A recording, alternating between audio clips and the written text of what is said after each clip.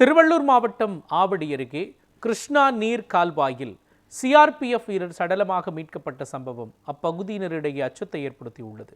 இது தொடர்பாக நமது செய்தியாளர் ஸ்ரீனிவாசன் வழங்கும் தகவல்களை கேட்கலாம்.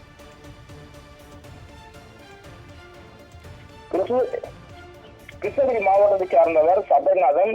இவர் ஆவடியில் உள்ள மத்திய ரிசர்வ் காவல் படையில் தலைமை காவலாக பணிபுரிந்து வருகிறார்.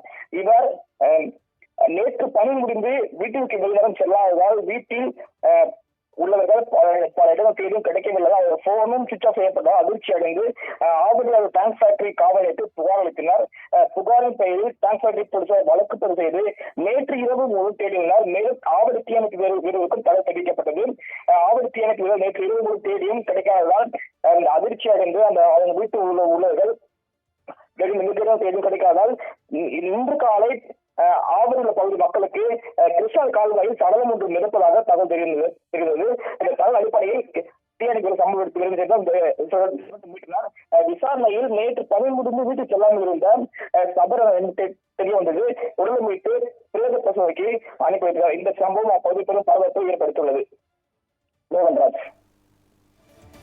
விவரங்களை வழங்கியதற்கு நன்றி ஸ்ரீனிவாசன்.